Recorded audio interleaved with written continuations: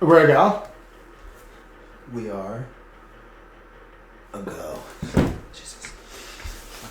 Fucking bull in the china shop. I was afraid. I know, you're always afraid. You want to know why? Because today we're talking about fear. And I was petrified. I was petrified! I just watched The Replacements again. Great movie. Today we're talking about fear. F-E-A-R, fear. I was excited about this song. We talked about self-love. Was that last week? Yes. And so let's go on the other side of the coin. And which one of my favorite things to do. Wouldn't that be self-hate? You're right. So let's start a entirely new thing. Thank you for grounding me. Yes, education. You're good. You passed. Thank you. Were you testing me? Yeah, I'm always testing you. Appreciate that. I want to see you grow. I am. I have been. I feel like I have been. Fear today. I just want to mention if it looks like I have a lot of chalk on me right now. I got a lot of chalk on me, so I just keep thinking I haven't got it all off. But today we're talking about fear. I enjoy when we are talking about different topics, kind of finding like those pillars that kind of meet the topic of choice for today. And today's 4 pillars are going to be that fight, flight, freeze, and fawn. We got the time. Just so we understand what time we're at. Sorry, we want to always make sure that we don't ramble on too long or under ramble, not enough. But fight, flight, freeze, and fawn. Let's start with one of them. Let's kind of break down the 4 and then do a little side quest as well. Sure. Fight. Hit me with fight. You want me to give my perspective on fight? Oh, the thing that revolves around for me, I'll just I won't get too in depth, is anger. I think that flight revolves around the emotion of anger, that when you're in that fight feeling, it's because in a sense you're almost in danger or frustrated with the situation in front of you. Mm-hmm. So the emotion of anger takes over, and then it's a fear. The fear in front of you brings hate of the thought of feeling fear, and so you go into fight mode. Yeah, no, I can definitely see that in a plethora of situations. For me personally, yes, I've had experience with the anger aspect. I think it really just... Oh, good idea. I know. Dude, come in here.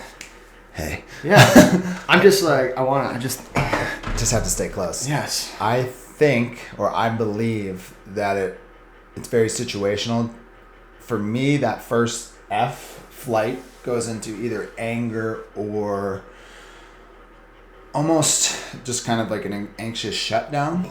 Anxiety. So there are situations where, for example, I'm afraid of heights. I'm very afraid of heights. So when I've gone bungee jumping or skydiving, I wasn't angry at anybody when I was about to leap out of the plane or off the bridge or for whatever insane height I was jumping off of. It was almost like a mental wall that I had to get across. I had to push myself over. It was as if my body was shutting down and I was no longer in control, almost like there was a shadow part of me that took control and wasn't allowing me to do something. For example, when we're young, or when I was young, 7th grade, and everybody's telling me I should ask this girl out, and nothing but that situation could be scarier at that time. And you show frustration and anger. I didn't. Her. I just shut down. The prospect of me having to go talk to somebody I was extremely uncomfortable with expressing my emotion to, I wasn't angry at the people. Yeah, I mean, sure, I can see the side where you're like, no, shut up, like, I'm not going to do that. You get mad at the people telling you to do it as if it's their fault that you can't do it. That's why I agree with you that there is an anger component. I feel like you can go of one of 2 directions. Shut down or over-exaggerate, right. Put it's on like to. In defense of what's happening, your body goes into defense mode and you want to lash at the people telling you to do the thing that you're afraid of doing, instead of acknowledging, you know what, this is really scary for me and I'm having a really hard time overcoming this fear. So rather than asking for help from those people, like, okay, well, what's the best way for me to go about this? I'm not very confident in my communication skills. I mean, at the time, that none of these things are applying in your head because we're young and we're not looking at it through hindsight. All you know is that emotion of anxious fear. And these people are telling me to do something that's making me incredibly anxious, so I'm going to lash out at those people. Anger is fear in disguise. Anger is fear in disguise. It's just intriguing where that quote comes to mind when listening. I know the quote, and then I hear you talk, and then it's almost as if you're putting, like, you're using words from that quote. I'm like, it's just... It all makes sense in the sense of like fear. Anger is fear in disguise. Well, I can give you another example right now, just based off knowing you. Hit me. No, let's just say Megan got in a serious car accident. She was in the hospital, and you have no idea if she's going to live or die within the next couple hours on your way to the hospital. I'd be so pissed. You'd be so... I'd put my hand through walls. Yeah. You'd be furious being around. You would be volatile, not because you're necessarily angry at anyone, but your fear is expressing itself through your anger because you're afraid you're going to lose Megan, and rather than understanding in that situation there's literally nothing you can do but be by Megan's side and hope that she makes it through, you're going to punch walls. And I would punch walls. Most people would. No one's going to be, okay, going to the hospital, breathe, hold Megan's hand, hope she makes it through. We'd all be angry. Yeah. Because that's how fear is going to express itself in that moment. You just brought back a huge memory. Megan and I had a guest over, somebody who I knew for way past my youth, and they're a family friend, and they were stopping through Fort Collins. I haven't seen them probably in like 12 years. Had them come over. Vibes are okay, but I had this like a little bit of like an unconscious fight or flight kind of emotion kind of going on with me the entire visit, and I kept lying to myself saying like maybe I'm just overthinking this, and next thing you know, the person said a comment like, Kona, my dog, could sense something was up with this person. And they're in our house, and it was after dinner, and Kona was just kept looking at him so weird the entire time. I've never seen him look at somebody like this. And Kona went up and kind of like booped him, just kind of like was checking him when he was like, we were just kind of dancing in the living room. And yeah, dude, he said something where it's just like, it was something very out of pocket where he was like, your dog like bit me. I'm like, oh no, he didn't bite you, he just checked you. And he's just like, no, like your dog fucking bit me. I'm like, well let's talk about this. Oh no, you don't have to talk. I'm like, if you feel like my dog just bit you, let's have this conversation. Yeah. And I'm like, if you want, I can like go put him in the other room. And he was just like, no, you don't have to put him in another room. If he bit me, I'd grab my 6-inch knife and I'd slit his throat in my bag in the guest bedroom. And I just went, I can't even imagine. Megan was white. Oh, I bet. White in the face. And she just got up and she grabbed the dog and the cat and locked herself in the bathroom. And I remember like thinking back the entire night, fear, just like something was up the entire time and I wasn't listening to my gut or my mind. And like, honestly, like I honestly don't know this person the way I did. Like 12 years is a long time not to see someone. And I remember saying to the person, like, you got to get out of here. And like, what do you mean? Like, I have like I'm up here visiting for the night. So I could crash. I'm like, you said you'd kill my dog. Yeah, you can't. And he's like, no, it's not saying, I'm just saying I would protect myself. I'm like, dude, you got to get out. And then it became like the scene where this person was just like crying and having all these emotions, and they wouldn't leave my house. Now fear's coming. Now anxiety's coming. Now the fight's coming. I'm like, you gotta get out of my place. Like everyone's safe, and he wasn't listening. I just, it was so emotional, and boom, just right through the wall. Like I threw my arm. I'm like, you gotta get out of my house, bro. Yeah. And like the guy walked out, and I locked the door, and I grabbed my partner and my wife, and I was just like, what was that? She's like, I have no idea. Like it just turned. And that was a moment of fear where I'm like, the fight came. And yeah, dude, whoa, what a human, like you just brought back a memory I've been like shutting down. Yeah. That was like 3 years ago. That's and scary. A prime experience of fighting anger. And that feeling of just like, it's almost like I don't know what I'm feeling right now. And that overwhelming gut, just thinking about that fear, I can like taste how horrible my stomach felt in that moment. Yeah. Of just fear and fight. But yeah, like you said, like going to the hospital, having that emotion, not knowing if like she was okay, and that fear of the unknowing brings the anger, which brings the fight, because you want to claw your way out of this fear and find a solution. And yeah, okay. Wow, no, that's a good. That was a heavy one. I was a little tentative about bringing that up, but that's the thing. Like with this, it's like I'm going through life for the only time of my life. Yeah. My one ticket. It is something I don't need to hide, and something that is a story that I can share and feel comfortable on this platform with you and this platform on our page. And whoa, it's just cool having this podcast going, because I'm like, I feel like I just shedded a skin by like sharing that story. Okay, let's go to flight. So we talked about fear. Let's go to flight. So I would say flight is the reaction to the. So you have your anxiety. Well, I think it's hard. I think it's tough to categorize it as like fight, flight, freeze. I think that this in itself, fight, flight, freeze, and fawn, are all within a certain category of a reaction to a certain fear. I think in some situations, well, maybe that's not true. I guess it could express itself in different ways. For me personally, there's just so many different levels of fear. I think we as human beings experience fear every day. Putting my hands down. I keep touching myself. Yeah, we experience fear in such visceral ways, and some of us are more sensitive to it than others. I've become more sensitive to fear recently, and I think that goes back to self-exploration, self-love. Say that one more time. I've been more sensitive to fear and anxiety in the most recent times. Why? I think it's due to mushrooms. But we don't have to get into it, but just like going into like self-exploration and like really looking back on my memories as a kid and things that I didn't really understand at the time. There was a time in hockey. You're opening up a bottle. Yeah. That you've been just holding.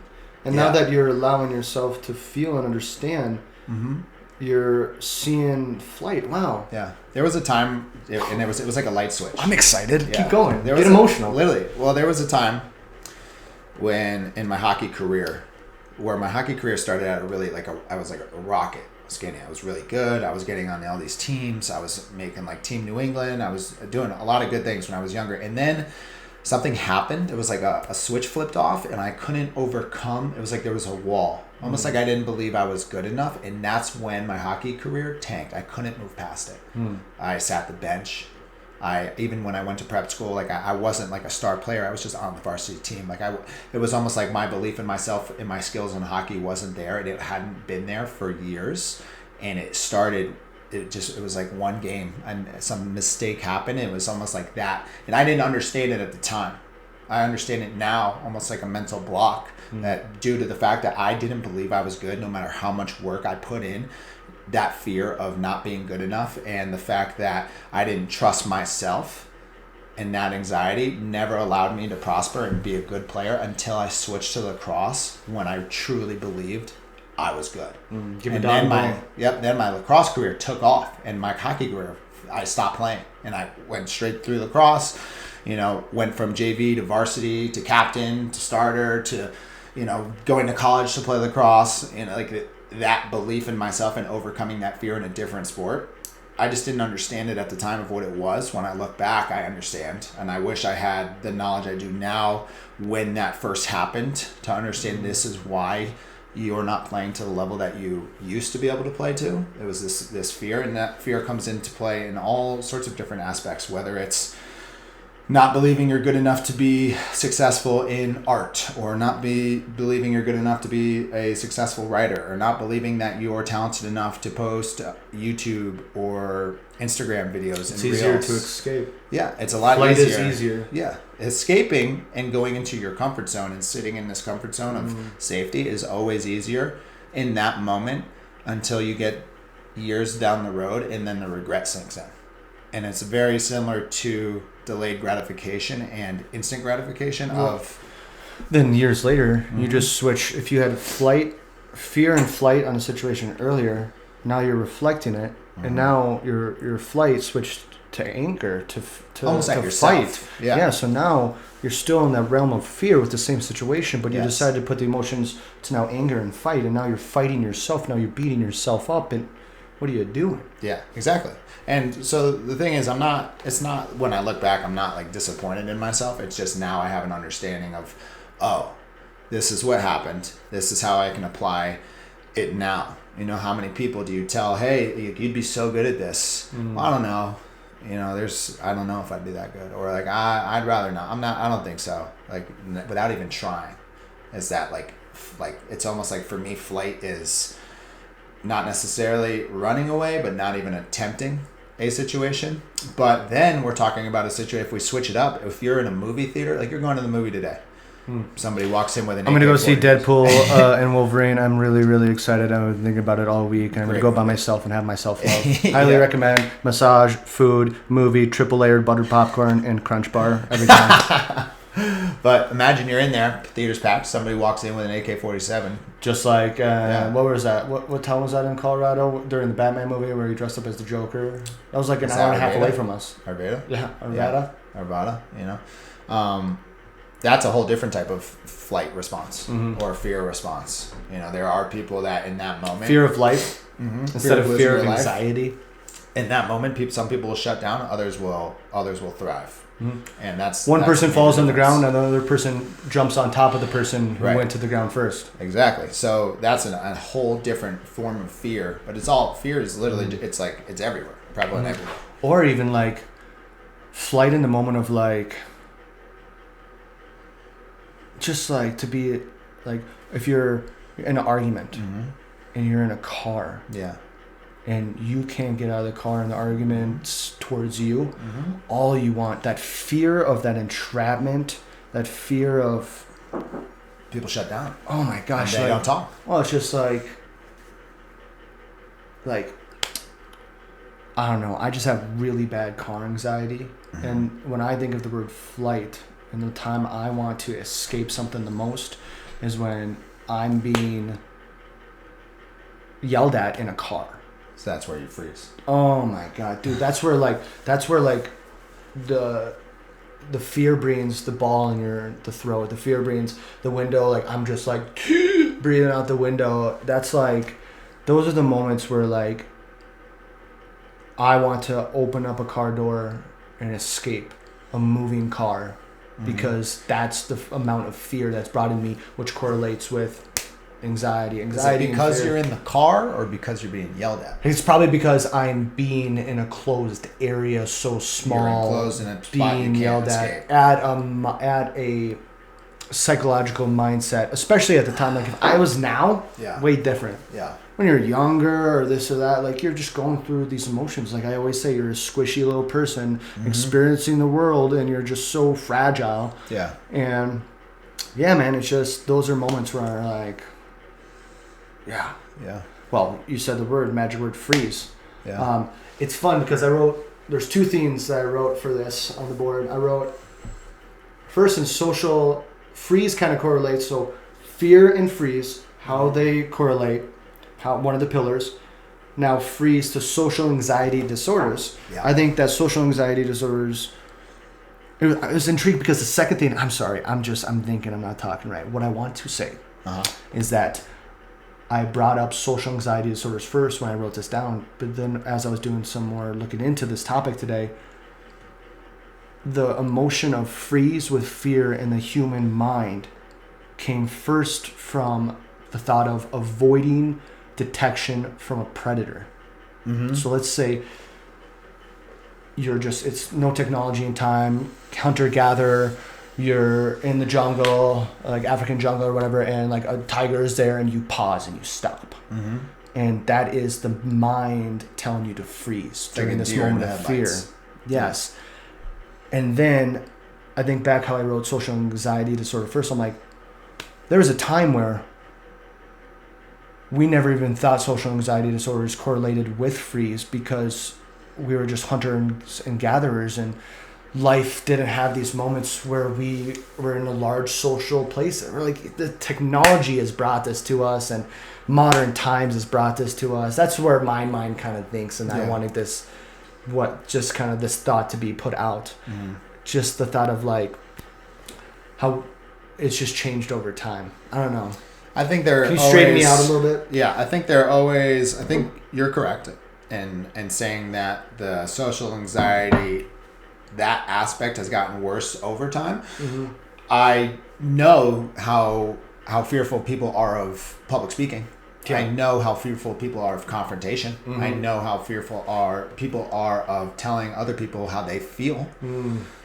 And nowadays... And then they freeze. Yeah, and nowadays it's even worse because so many of us spend so much time on our phones watching other people live their lives. We don't practice. Yeah, there is no practice. There's no more interpersonal practice. I know people that when they see their phone ringing, they get anxious because they don't want to talk to somebody on the phone. You're in another room and you hear your phone vibrate. Yeah. Your body you have to go check it. Well, that too. But I'm talking about the fact that if you call, let's just say I'm the person I'm talking about. If you called me, I would be anxious to talk to you. I go through that too sometimes. Does that make sense? Yeah, that feeling of like I have to pick up this phone and have a conversation with somebody, and I wasn't in the mental place to have this. This wasn't expected. This wasn't planned. Now I'm getting, because technology today is what it is. Yeah. Somebody can call me like this, and now I have to be put on the spot and be ready to take this phone call. Yeah. I completely understand that emotion. Interpersonal reaction. Does that make sense? But and these people also very much struggle with just being authentic in person. I know people that express more emotion through emojis than when we're talking face to face. I get more out of them through a text message than I do interpersonally from their facial expressions. Their nonverbal skills are completely out of the window. Dude, the ones that they consciously use don't exist. The unconscious nonverbals, the things that just happen on their face normally, they're everywhere. There should be a camera that's always taking a video of people when they're texting and they're doing the emojis. It's like, yeah, dead-faced. Smiley face, like exclamation point, all sorts of stuff. That's not how you're feeling. Rolling on the floor, laughing. Yeah, I'm sure you are. I'm dying. Yeah. And also, even myself, how many times do I say LOL or haha? Like, I'm not laughing. I'm just acknowledging that something's funny. Right. Haha, that's funny. So that in itself, that social anxiety, but that can also go back way before technology, when leaders of tribes had to come in and give speeches about moving or things. And I don't actually know what was said, but communication has always been and always will be a part of human society. It's just nowadays that communication has moved towards the digital, and then the people that have to communicate interpersonally, for example, somebody in that generation that now has to be a server, that gives them anxiety. Well, then now imagine through technology, through communication, headsets with video games, the personality, the comfort that people can also express. People can be vicious. Yeah. When they have a headset toxic. On, when VR, and they're not in front of you physically. Yeah. People say whatever they can say whatever they want. Dude, even worse now than VR. And that's what I'm saying, virtual reality. The fact that there is now Meta, a universe that you can go into and literally buy real estate and hang out with people in a digital universe where it's no longer even your face. People are spending millions of dollars. But what the face that you want people to see, like, people eventually won't even have to leave their house. No. Why? DoorDash, groceries, everything. Yeah, you don't have to go out anymore. Nuh-uh. So the communication aspect is so lost. Yeah, especially, I don't have a car either. I don't pay car insurance. I Uber. Yep. It's cheaper. I don't pay for gas. Yeah. But even I would rather almost see people Uber and talk to their Uber driver, but that doesn't happen half the time. Your Uber driver sits in the front. There's a preference on the Uber app, dude, where you can put, I don't want to talk. Yeah. How many people will take an Uber and sit in the front seat? Oh. Yeah. Same. Me. I will sit in the front seat. Dude, I'll literally be like, is it okay if I sit in the front? They're like, sure. I'm like, hey. Yeah, and you talk, and they don't know what to do. And that's the idea. Okay. So we're talking about fear and communication, social anxiety, how that's where that's come from with technology, and just public speaking in general and how people will freeze, especially with confrontation. A lot of people like, so just to go off of what you were saying about fear in the car and how it used to be pretty bad for you, you feel enclosed. The grenade. So when somebody confronts you in a situation where you feel like there's no place for you to escape, your next line of thought is either address either properly with anger or freeze.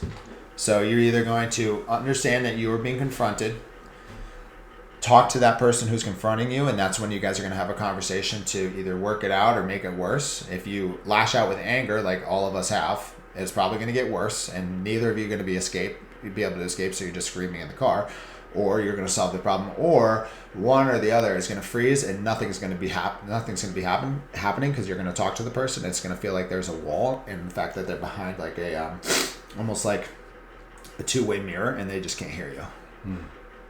I love. Oh my god! Bless you. Appreciate it. I love this topic. I'm having fun. Yeah. What are you doing? What are you doing now? You're scratching your throat thing? I had an itch in my throat, yeah. You are a silly man. Stop.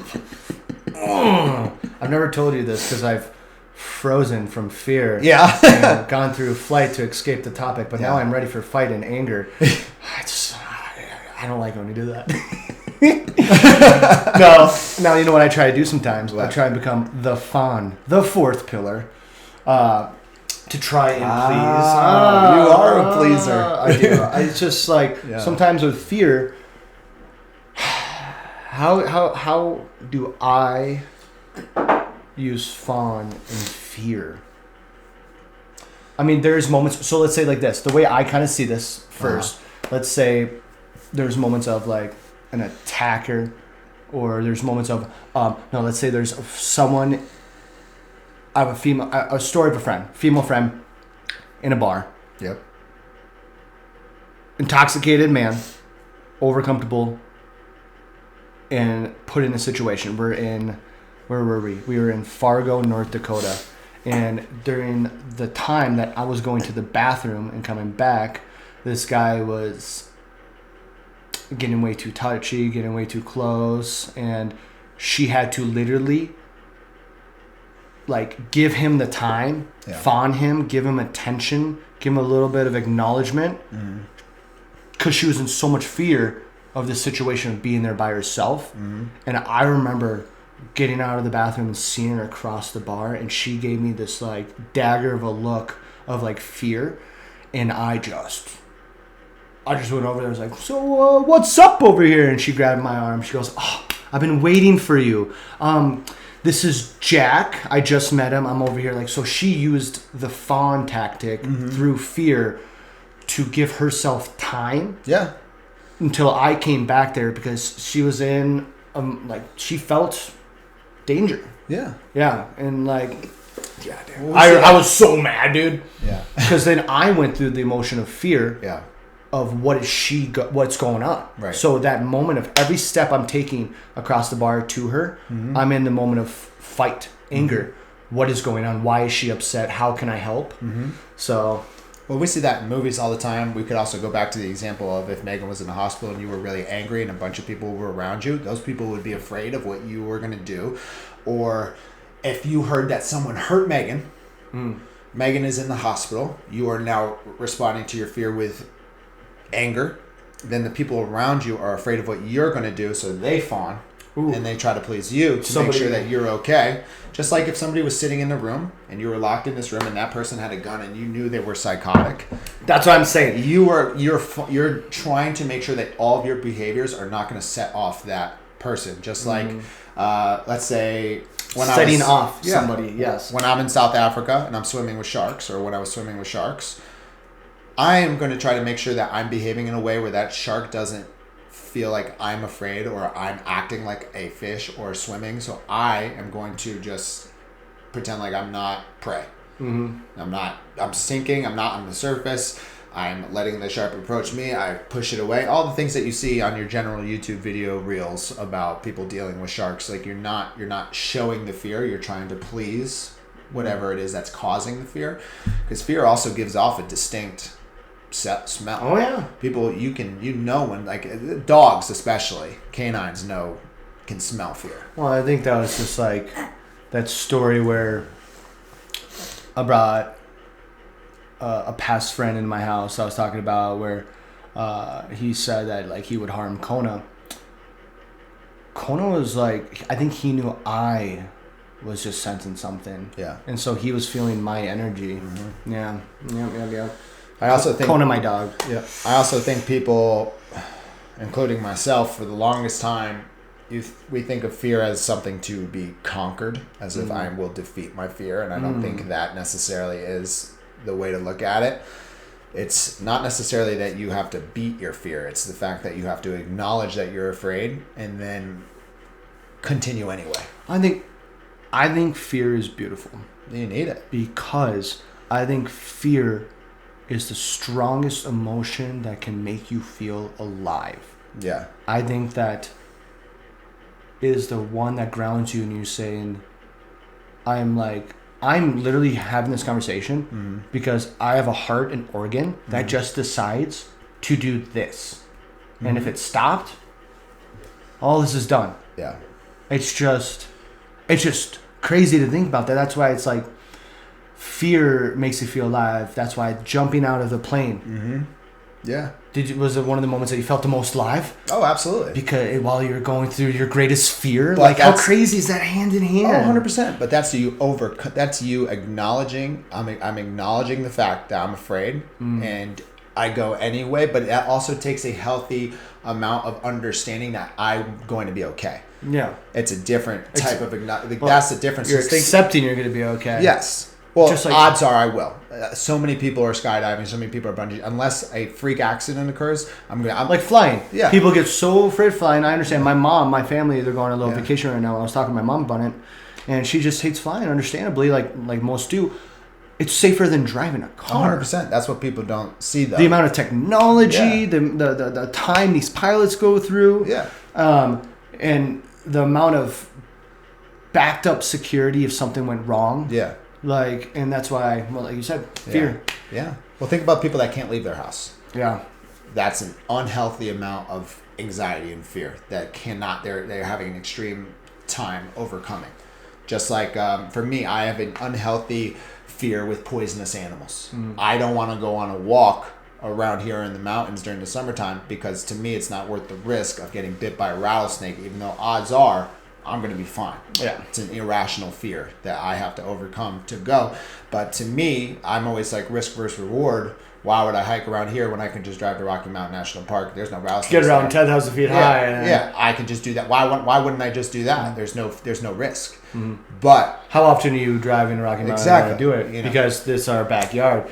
So there's all sorts of fear comes into play in all sorts of different ways, and I think our minds as human beings do a wonderful job of filtering and also sometimes skewing different things. Like people are afraid to fly a plane, and like you just said, but we all drive cars, which you're 10 times the danger. And 10 times the danger. And how you did not go through the schooling these pilots to drive that car. It's literally 10 times the danger. Just like you never know who's on the road that's a drunk driver.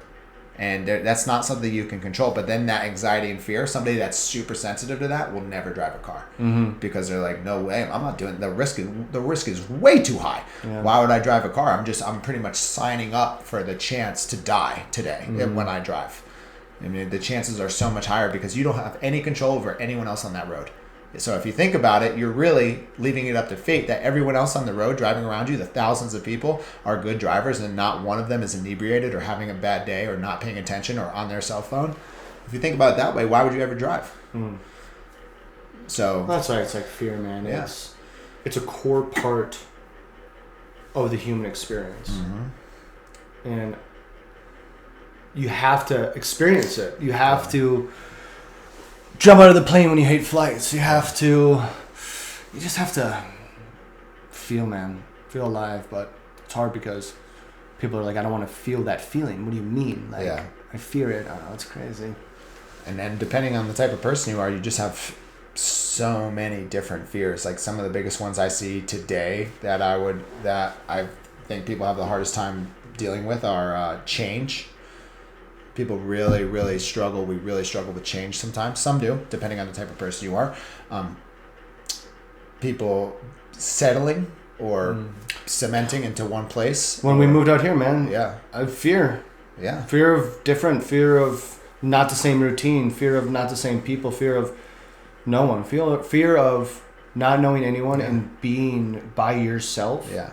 And now you have none of those things that you've been baking on. You have only you in front of that mirror. Death. Dude, I have such a big fear of I don't fear death. I fear sickness. Heard. I don't fear just having so many people die in my life and having so many of them. A lot of them die under. I'm 28 now. It's just I have 5 friends I can name who died before me right now, and so I have this feeling of I've lived a beautiful life, and every single day I'm living a beautiful life, and I want to be who I am and be a core. And I've made many mistakes, and I've hurt people, and people have hurt me. Like I said, living life. But if I died, I don't fear that. Yeah.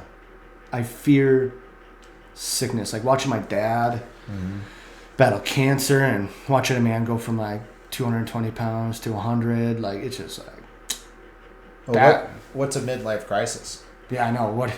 When do you sell everything, buzz your head, and buy a motorcycle? Well, why do people do that? Why do we do that? Well, if you think about think about the age between 30 and 40. Mm-hmm. Well, you're changing every 5 years, your mechanisms, your body. But also, so between 30 and 40, you're now at that point in life where you feel like you need to have everything figured out. For most of us, your parents are now well into they're much closer to death or have already died. Or you have the responsibility. Your grandparents are most likely dead. Mm-hmm. You've probably seen a few of your friends die. Mm-hmm. You maybe have lost a few friends to marriage. They're all off starting their own families, doing their own thing. It's where everything starts to separate. And then once you hit 40, and if you feel like you're still not doing the things you should be doing, you're still unsuccessful, you're alone, you don't have any close friends anymore, you haven't been taking care of yourself, so you feel like you can't really do anything. And you've maybe lost the spark of your partnership, or you feel inadequate, or maybe your partner has died. It's and then once you hit 50 on, you kind of hit your golden years. You got to get into your stride. You have things figured out. You've got some wisdom behind you. Life experience has taught you some things. But I feel like that midlife crisis is fear. It's fear of haven't done anything that I'm proud of, or not necessarily that, but I'm not where I want to be, and I'm now much closer to. I'm now moving towards death. I'm not on the upswing. When you're in your 20s, you're climbing. Once you hit 30, if you don't take care of your body, your muscle starts to atrophy at 1% every year. Yeah. You lose skeletal muscle is the key of muscle health, mass man. And bone density. Dude, bone density is the key for longevity. Yeah. So once you hit 30, your body literally starts to deteriorate if you're not taking care of it. That's the decline. Now you're over the crest and you're coming down, and that hits people. That's scary. And so people go through a midlife crisis, buy a really nice car, try to inject dopamine in any sort of way possible, but it's stimulated by fear. It's a fear of what am I doing? What's going to happen? Diet. That's why it's when people at 26 are telling me, well, I'm just going to I'm enjoying my life. Bro, you got 4 years before your body starts to say, that's why it's just people are enjoy this time, because once you hit 30, once you hit 40, once you hit 50, absolutely not. I don't want to be that. Right, exactly. We were saying, it's there's this couple that live around your neighborhood. Yeah. And their bodies the guy's sick, the lady is, she has a cane dropping off her garbage, blah, blah, blah, blah. And I'm looking, I'm just God, I don't want to get to that. Mm-hmm. I want to live, because look at your parents who are older than them. 70s. And traveling. Rocking it, man. I want the same health as your parents and everything. My mom's got good health. And I've seen people, it's just the more I'm seeing it, it's just blowing my mind, where I'm how are we not seeing people in their 60s and 70s, different parties, and being how the fuck, how do you get like that? Yeah. And not accept just being stagnant and this stuff. So then you're paralyzed and you're in a wheelchair. You have the sickness. You can fight, man. Mm-hmm. How do you beat fear? You fight. And you know what? The outcome is beautiful, and it's worth it. And people just don't understand that. Or act. So I would say something that you and I are trying to work on is we're trying to implement giving people things that they can do off the topics. So everybody experiences fear. We experience fear every day. I experience fear all the time. It's not, the solution is never, just don't be afraid. That's never the solution. The fear is what keeps us alive. If human beings didn't experience fear, we'd be extinct a long time ago. We'd be eaten. We'd be jumping off. Like, there are people who experience maybe less or are more adequate or more adept at handling their fear. Like, think about people that are extreme sport athletes. You know, the rock climber. Yeah, the guy that actually solos. Yeah, but he actually has like a deficiency. Like, they actually, like, the brain didn't form the amygdala gland, and that's why this guy, no harness, nothing. Like, it's because he doesn't have that moment of anxiety, that fear. He just, what the hell? Oh yeah. Well, also the thing. So if I'm looking at that logically, and I'm like, okay, so you're just gonna climb up this mountain, no safety, just to get to the top. The risk versus reward for that to me makes no sense. Because why? Just to get to the top, to get a cool view, you're gonna risk your life. To him, it's everything. Yeah, this makes me feel alive. Because every step is life endangering. To me, I'm nope. Not even close. Not even close. But yeah, so if all of human beings were like that, odds are most of us are gonna fall. It just so happens that he's a complete talent, and fortunately for him, there have been no freak accidents, and he hasn't fallen. Sometimes it's not even up to how good you are. There could just be a freak accident and you fall. Free fall. You know? So for me, if I was going to say things that people can kind of implement for fear, is understanding that every decision you make on a daily basis is impacting your next day. I think is helpful. I guess that's not necessarily correlated with fear, but I feel like a lot of us, we don't take into account of all the little things that we do and how it's going to build up or impact us. Like, when you and I have a cheat day, I know that the next day we're going to feel shitty. Or the feel is not the same. Yeah, we're really cashing in some. We're going to feel good and we're going to enjoy the things we want to enjoy, but understand the next day, these are the consequences. Well, people don't understand. We're not just indulging a little bit. We're eating full pizzas in one sitting, eating pints of ice cream. Like, we're not doing the good. We're doing some dumb stuff. But also keep in mind, there are people that do that every day. Yeah, I know. There are people that eat pizza and ice cream every day. Well, it's just like, for us, it's so educational, because that first day that we came back together on Tuesday for a workout, we both were just like, we can feel it. And it's like, it was what I was acknowledging during that moment was I was so excited for tomorrow. Yeah. Not because I knew that today was going to be a full day of healthy eating, clean eating, which I knew that tomorrow was going to be a really good fuel day, really good. I know I'm going to sleep better because my body's not processing bad stuff. I know that my energy, my skin's going to feel better. It's just, everything just... It was so educational where I go, okay, on the days that we're off of our workouts, 5 intense days on, 1 light day individually, and then 1 day of rest. Just can't take our foot fully off the pedal. Right. We can loosen the gas, of course. Maybe I'm gonna eat half a pizza this time instead of a full pizza. You know what I'm saying? But that's still better, man. It's still like... Well, here's the thing too. I think when we're young, we don't see this. We don't. Our mortality is not in our view. We're just living. We're having a great time. As you get older and you start to feel the aches, the pains, the inflexibility, the inability to do the things that you used to do when you were younger, and you realize, especially if you're not taking care of yourself, and you wake up one day and then all of a sudden your mortality sneaks into your view, and you're like, whoa. Like, I'm aging. So something that helps me sometimes is, if you think of yourself as having a life bar, days, weeks. Every decision that you make for your health either adds to your life bar or takes away from your life bar. Imagine if you could see this all the time. Imagine if anybody that smokes cigarettes, every time they smoked a cigarette, they watched 3 days go off their life into the trash. Every time you smoke a cigarette, in front of you, you see 3 days of your life go into the trash. Every single time. Every time you drink alcohol, a day of your life in the trash. And it's just like a day of healthier sleeping, a day every time you work out, a day of your life added back on.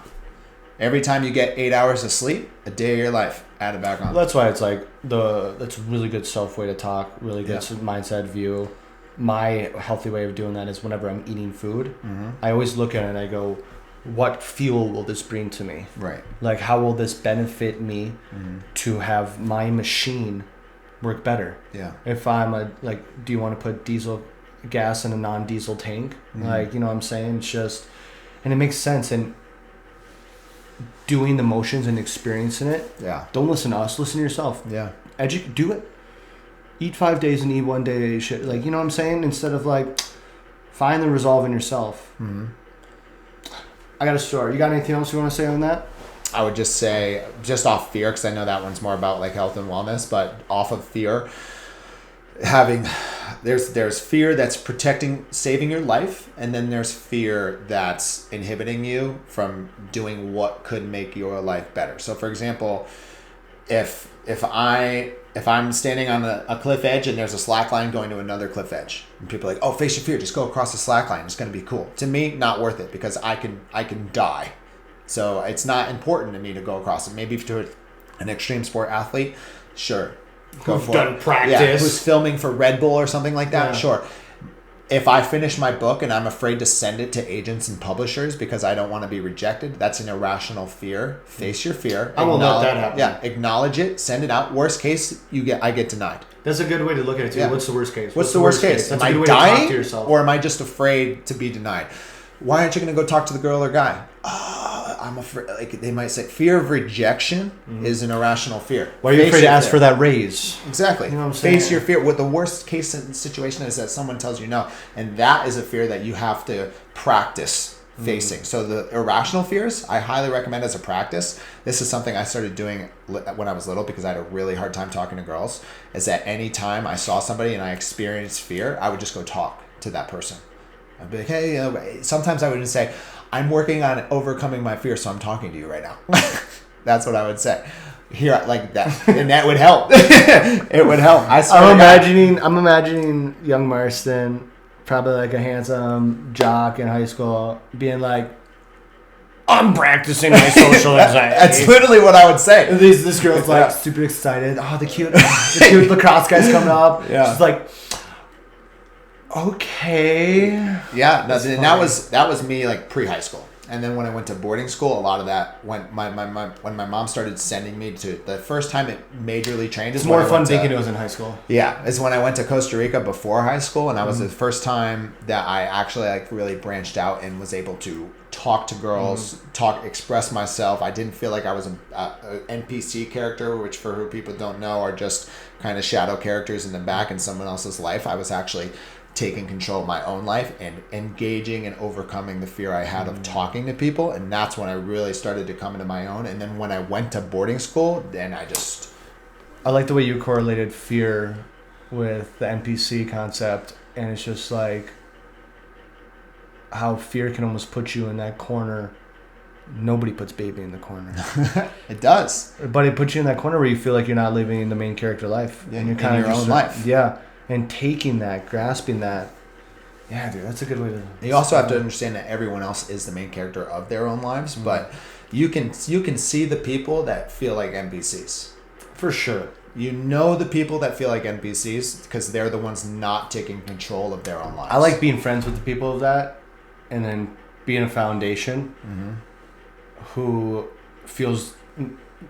creates an area for them to feel comfortable, to talk more, to be outwards, to say no. And I have friends, and I can think of like 4 of them who I've given that foundation to, and it's fun watching them overcome those fears. Yeah. Because it's beautiful. Like I said, there's something beautiful with fear. Because I've been scared so long, and anxiety has been such a caller, and then overcoming it and really self-talk and practicing and self-meditation, self-breathing, and who I have around me has really helped me get out of it, where Yeah, dude. Fear is almost a friend now. I heard a comedian refer to anxiety as imaginary sparkle danger. Because that's really what it is. Imaginary sparkle danger. Because that's honestly what it is. Like when you feel anxiety, nothing has even happened yet. Mm-hmm. You're experiencing a response to something that hasn't even taken place. You're afraid for just being afraid. Like when I'm anxious, nothing has taken place. It's literally extra pressure I'm just putting on myself. So it's learning how to deal with the anxiety, and the best way I've learned to do with that is facing the things that make me afraid that are low risk. And people, and you know, and when I say low risk, I mean it won't kill you.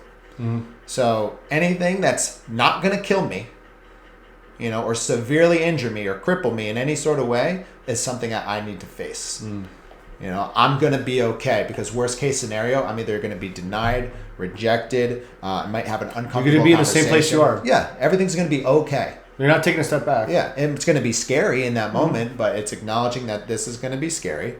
It's like it's the quote, I can't remember what the beginning of it, but fear stands for either one thing where you run away, and the other is you face everything and rise. Oh, yeah, you said that. You know, face everything and rise. Yeah. So you either let fear control you or you face everything and rise. And that, to me, is the best way you can overcome the anxiety. But so many people would rather sit back and stay in the comfort zone rather than acting in any sort of way that's going to allow them to take control of their lives. So fear rules them until you get to a point where you can't do anything because now you're in the hospital. And that's when the regret sinks in. That's when you know, like when David Goggins talked about how he ran past the cemetery.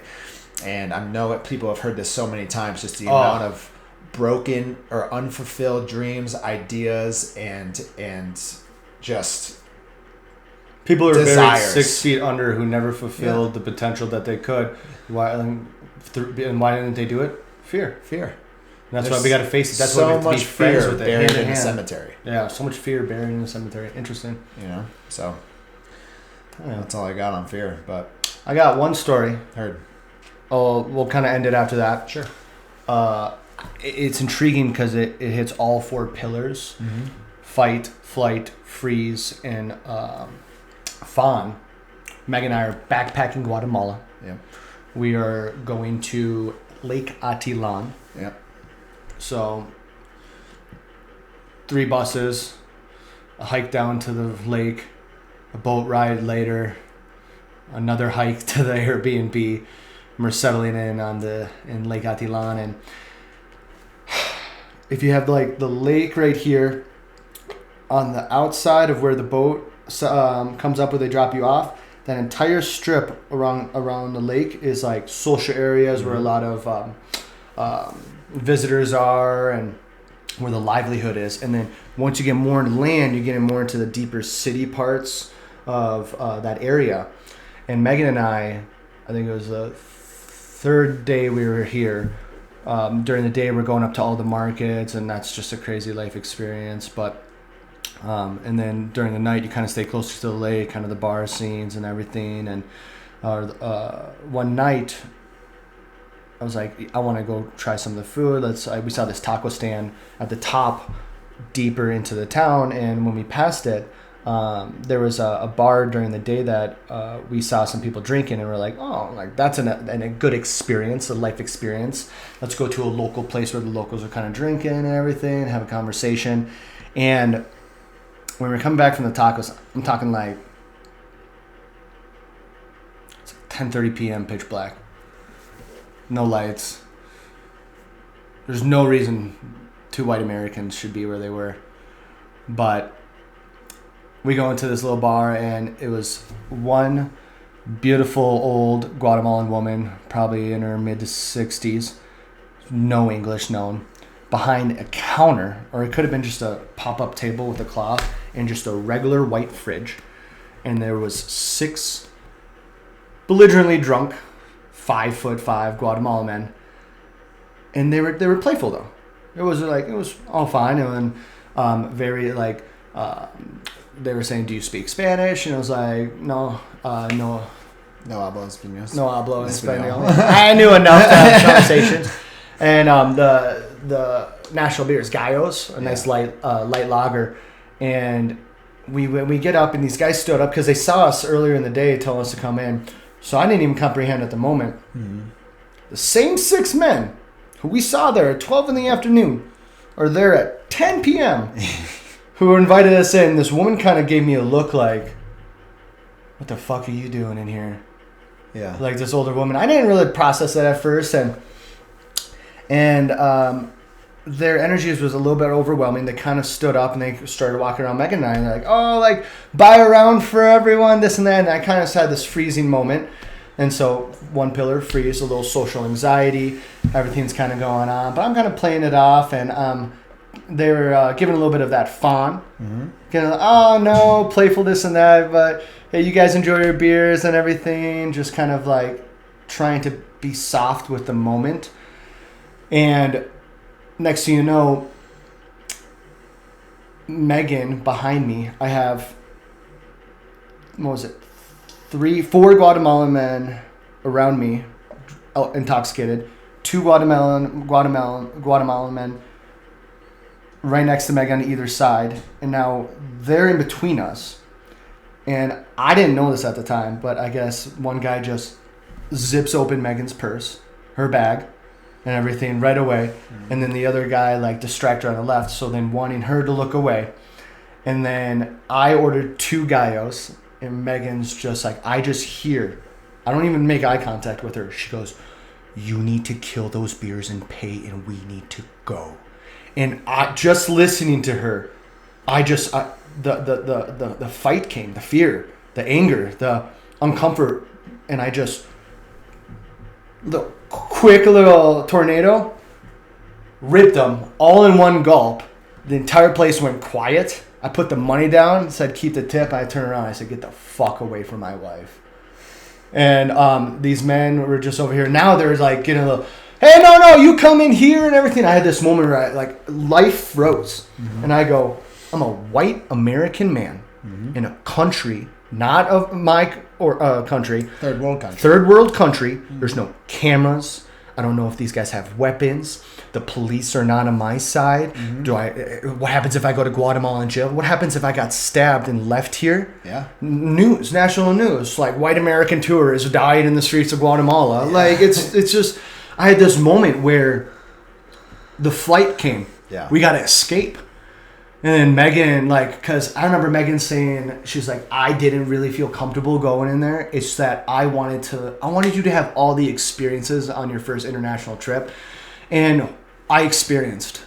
Yeah. That was a huge moment of, like, fear for me.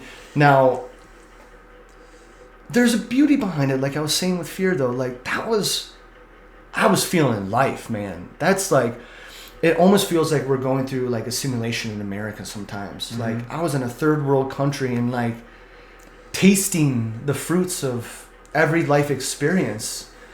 Now, would I want to be in that same situation? No. Did I learn my lesson? Yes. Who taught me? Fear. Yeah. Fear taught me. So I think now you'll have a better appreciation for the fear that should have kicked in before you did that. Oh, like what was I supposed to do? Like kick? I was like, I literally looked around. I'm like, sure, can I take on all these intoxicated men being sober right now? I'm like, yes. Like, should I be doing that? Absolutely not. I'm like, you were in Guatemala City? No, we were in Lake Atilan at this time. Okay, so away from the main city, even worse. We were literally in the middle of nowhere, backpacking. Yeah, no, 100%. I'm not telling.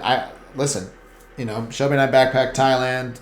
I've traveled, and I think that what you were doing, as in trying to experience all you can experience, was good. But that, the fear that Megan had beforehand of like, so she's gone through these experiences. Should have been like, yo, why are we out here at 10:30 at night with no lights going into a local bar with belligerent men in a third world country? Let's go to the hostel. Why are we here? Oh, because we went straight to the hostel. Yeah. I went through an anxiety. I was like, 100%. Because I had this moment like, I almost... Yeah. These men were like on you. I almost ripped their heads off. Yeah. Like, I'm like, what am I? Whoa. Life hit me. I'm like, I think we need to go back to the Airbnb. Yeah. I think I need to like take in this moment. You live in Fort Collins. White suburbia. White suburbia. It's just, you live in Wakanda for white people. White walls, man. Like it's literally like going out at night is total, like it's the fear. and that's what I mean by now. There's an anxiety and fear that I didn't experience when I was younger that comes with experience. So you're fortunate that those men didn't just stab you and take your 100%. wife's purse. 100%. Like, and because you don't know who they are. I don't know anything. No idea we can't share the same language. And they could be super nice people, but guess what happens to nice people? How am I supposed to know? After a day of drinking. Yeah, dude. I mean, when I tell you there was a corner of empty beers, there was a corner of empty I believe it. beers. I'm like, they were probably drinking there for like 8-10 hours. Right. But knowing you and that you're a lover, in your situation, you're like, oh hell yeah, let's go to a local bar. Let's let's talk to the locals. Let's really experience this. It was the first time I felt privileged in my life. Exactly. In Megan's head, she's like, what the fuck are we doing? Yeah. Why are we out here? Like this is danger. Yeah. You know, it's like swimming. It's like swimming in the ocean at night. You know, or at like sunset. You know, this is the time when sharks are hunting. Mm-hmm. Why would I go swimming at sunset?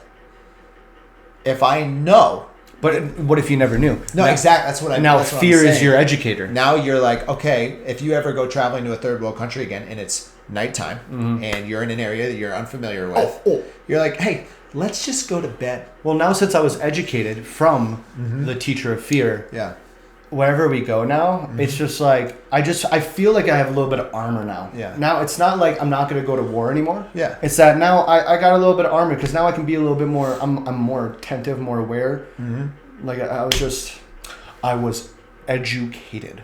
Yes. Big time. Yeah. And because I would say, hey, dude, you shouldn't have been there. Yeah. So it'd be like me walking down. There's some very I'm from Bethany, Connecticut, right next to New Haven. New Haven's got some streets you just don't walk down. Yeah. Yale is there. You know, you can go to Yale and go to an Ivy League school, and then 2 streets over, you don't walk down that street. Yeah. If you walk down this street, odds are you're not going to end up on the other side of the street. Mm-hmm. You're going to be robbed, hurt, beaten. You know that. Now, you didn't know that, obviously, but in that situation, it's like, when that happened, that's survival fear. Mm-hmm. That's like, oh, like the risk is real high now, and you're fortunate that nothing happened. But now it's like, okay, you know what? The fear is going to kick in. That like kind of like alarm bell is like, all right, maybe we shouldn't go into that bar now. Maybe we shouldn't fly into Guatemala City at 1 a.m. and walk from the airport, especially Guatemala City. You know, that's where I saw my first dead body. I know. When we got off the plane, imagine like first time out of the country, and the entire airport's just like cement, barbed wired, and we open the door. I'm like looking at everyone. Everyone's just staring at me. I'm like, she's like, okay, we got like 0.7 miles away. It's our hotel, and like at this moment, I'm like, oh, okay, like whatever. And I could sense that she was making sure not to show like too much fear, and I was like, wait, are you not comfortable? She's like, we just got to get there. I'm like, oh, okay. And like I was just kind of looking around, like, damn, like, welcome. I will not be welcomed at 1 a.m. in a brand new country ever again.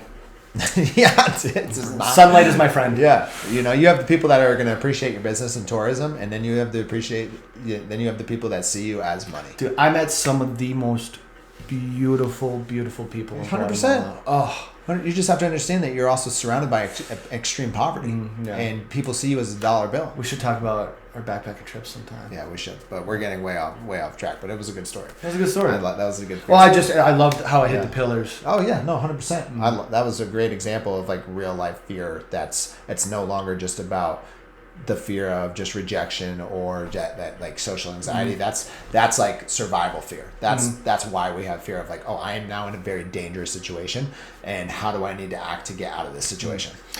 Awesome topic. Awesome discussion. That's a great idea. Yeah. Today is sponsored by my wife. I was actually going to say something about that. She makes these beautiful, we call them granny holders. They're absolutely wonderful. You should hit me up if you want some. Or you start an Etsy shop. Yeah. There you go. Oh, too fun. Awesome. Easy peasy. Awesome. We'll see you guys next time. Love you. Subscribe, like, tell a friend.